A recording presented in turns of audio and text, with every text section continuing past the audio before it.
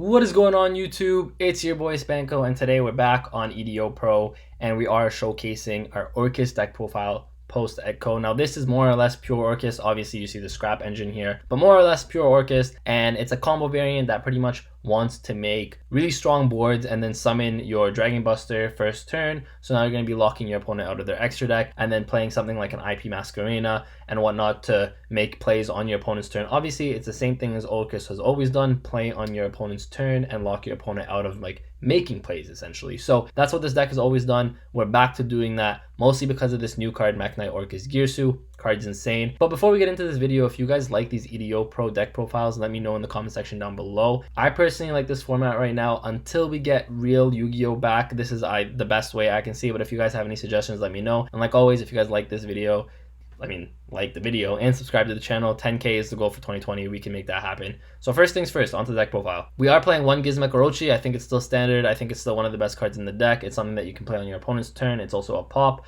I think this card is insanely good. Can help you win games, can help you push for damage. You are playing double World Wand. World Wand's actually very important now with the new edition of Lib. It's also very good because with the Allure of Darkness, it'll get back all the Orcust monsters you end up banishing with Allure. So I think World Wand to the 2 of is really good. We are playing triple Orcust Nightmare, obviously one of your most important combo pieces in the deck. So triple Orcust Nightmare, double Orcust Symbol Skeleton. Now this is a card that I was contemplating playing 3 of, but I think 2 of was okay. I think you don't need more than 2 of it. The thing is, when you play 3 of it, it's okay because it's a dark for Allure still, but I felt like a lot of the time I had it in my hand a little bit too much, just clogged up my hand. So that's how I decided to only play it at 2. And then I also decided to play 1 Brass. Brass is obviously going to summon most of the time your Nightmare, but that's pretty much like why I added the Brass, because it's going to be summoning these. One of the best cards that you can actually summon off of Brass or just normal summon in itself, it's actually one of your best normal summons. I think it's your second best normal summon personally. Your first best is probably the Scrap Recycler, because just Scrap Recycler can make full combos, and I'll do a combo video guys later if you guys want to see that,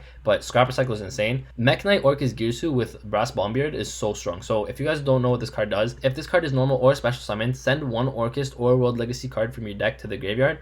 Then if 2 or more other cards are in this card's column, this card is treated as a tuner for this turn. If you control no other monsters, you can special summon 1 World Legacy token, Machine Dark level 1, to both players' fields in defense position, and then you can use each of the effects once per turn. It gets you a free link 2 with the token, and then on top of that, the potential of making it a tuner is actually very easily, which makes Needle Fiber, I'm gonna keep saying Needle Fiber, I cannot say this name, but it makes Needle Fiber very much summonable, very easy to summon. So mekk-knight Orcust Girsu, insanely good for the deck. But another card that's really good is obviously Scrap Recycler, one of your best normal summons. You just send a machine monster from your deck to the graveyard, and most of the time with Scrap Recycler, you're going to be sending the Mecha Phantom Beast Lion, which is going to make your Needle Fiber right away. So that's why I think Scrap Recycler insanely good in this deck. It's probably your best normal summon, and then your second best is your Orcust Girsu. And this just gives you more options, and it just makes it so that you don't need to see Scrap Recycler right away to make this deck viable. And that's why I think this deck is actually going to climb back to meta, and if not like top 2, top 3 decks in the format right now. I think this deck's insane. Obviously, to go with the Scrap Recycler, you are playing the 1 Scrap Golem. For hand traps, I decided to play double Nibiru, double DD Crow, as well as triple Ash. DD Crow is very slept on. I think it's one of the best hand traps in the format right now. That's it for the hand traps that I'm playing. It's also an Allure of Darkness target, so that's why I like the DD Crow.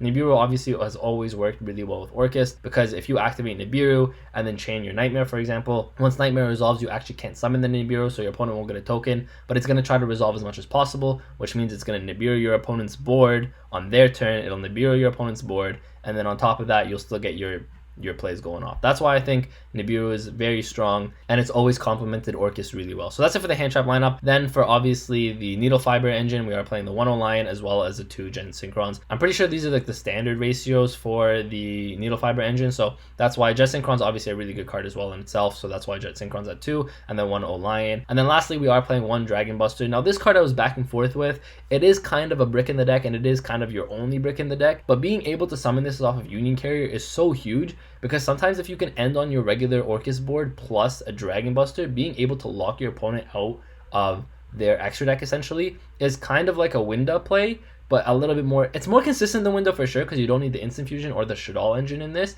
so that's why it's a little bit more consistent than Winda. Obviously the Dragon Buster is kind of a brick in its own, but I think it's worth it to play this card. I think that 1 brick or that 1 garnet is worth all the outcomes that you can get from it, right? If you draw this once out of like 10 games, let's say, those other 10 games, if you're making the Union Carrier board, you're pretty much winning the duel that way anyway. So I think this card is worth it. That brick is worth it. Next, moving on to the spell cards, we are playing double Allure of Darkness. I think this card's really good with double Orchestrated Return. Now, we're not maxing out on Orchestrated Return anymore because it's actually only a once per turn. So the thing is, if you draw a double Return, you're kind of like in a bad situation. Whereas if you draw Return and Allure of Darkness, it's actually not that bad at all. Also, with double World 1 now, you can get your Orcus monsters that you banished pretty much back. So that's why I'm playing the double Allure of Darkness, because it's something that's not once per turn, first of all, and it makes it so that if I return and then draw into an Allure, I can still play. Whereas, let's say if I use return and then draw into another return, it's kind of like a dead card in hand, right? So that's why I've only played 2 and 2. That's enough draw power, I think, in this deck. You don't need that much draw power because this deck just goes through itself so quickly in terms of sending stuff to the graveyard and then activating graveyard effects to special from deck or special from hand, etc., etc.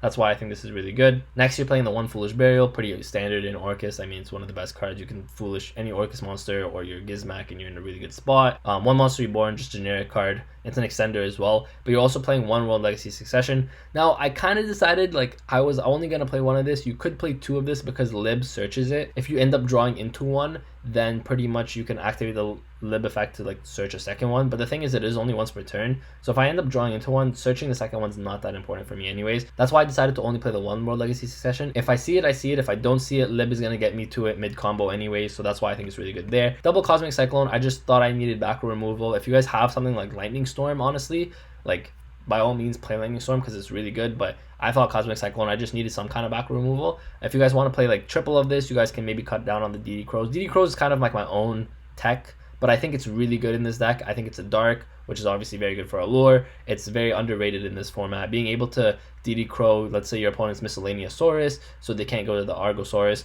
If being able to, in the mirror match, being able to DD Crow your opponent's Scrap Golem, so they can't fully combo, or being able to DD Crow like their Dingirsu when they want to summon it off of Simple Skeleton, very strong in that sense. So I think DD Crow is very slept on, very much slept on. But if you guys don't want to play DD Crow, obviously play some more Cyclones, play Lightning Storms if you guys have Lightning Storms, whatever variants you guys want to play. Next, I'm playing Triple Call by the Grave just because I want all my combos to go off. So Triple Call by the Grave is very important. One Orchestrated Babel as well as one Orchestrated Crescendo. This is all I'm playing for the Orcus spells and traps. It's all you really need. I honestly wanted to cut Crescendo, but sometimes if you already open the Babel and you don't want to search the Babel, Crescendo is a really good option to search as well. So that's why I like Crescendo just as a one-off. You don't really need it, but I think it's a really good one-off. Obviously, the deck is 41 cards right here. As you guys can see, the main deck is 41 cards, but with Allures, the Foolish, and all the Orcus monsters, you're going to get through your deck really quickly, especially with sometimes the Gizmak banishing. If you go through this turn 1, a lot of time you're going to be winning anyways. So that's why I think this is all you need for the main deck. Moving on to the extra deck, we are playing double Dingirsu. I think this is pretty much standard. We're playing one Boral Sword, the honorary Orcus monster,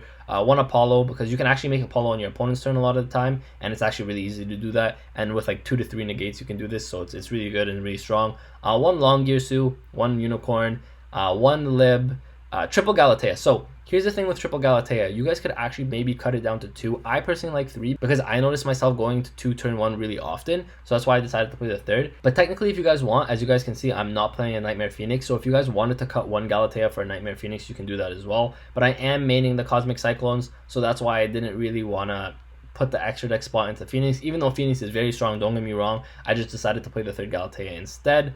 One Scrap Wyvern for the combo, one Needle Fiber again for the combo. Union Carrier, if you can make Union Carrier into Dragon Buster, you lock your opponent out. Essentially, it's very strong.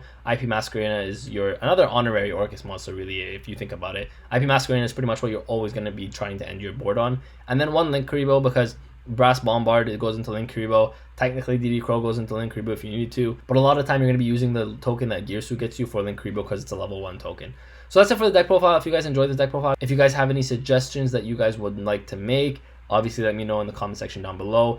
Like I said, this deck I think is very consistent. I think no matter what kind of text you play, whether you decide to play DD Crow, whether you decide to play the Dragon Buster, if you guys don't decide to play this, it's still fine because the actual engine itself with the new card mekk-knight Orcus Girsu is so consistent and so strong that honestly, whatever surrounding pieces you play around it is just dependent on the meta. Because technically, if Super Poly becomes really good in the meta, obviously, like, why not main Super Poly, right? So it kind of just depends on the pieces around the Orcus, because the Orcus cards in themselves, including the scrap cards in my opinion, are all really standard. It's just you support it around what is really good in that format. So again, like I said, if you guys like this video, let me know by, liking this video, subscribing to the channel, and with that, guys, Spanko signing out. Peace. My hands steady, I feel ready, but my legs heavy, I don't get it. How come I haven't hit it already? Still working, I'm still learning, I'm still searching, finally earning something, finally turning something called a profit. If I hear you talking shit, don't get caught in it. I'll be popping off and hit your ass, dropping all your shit. Yeah, I promise this, I got promises, you ain't stopping this. Cross my shit.